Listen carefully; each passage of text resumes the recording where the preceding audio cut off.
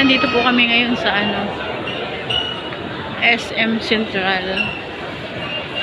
So, punta kami ng Watson. May bibilhin daw tong lipstick, tong Janakis, kung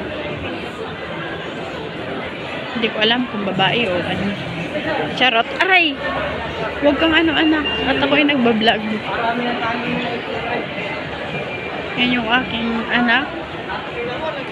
Una ka na. Gala-gala muna tayo. Sama kayo sa aming paggala ng aking Janakis. Patayin muna natin. Pinipili siya ng lipstick niya.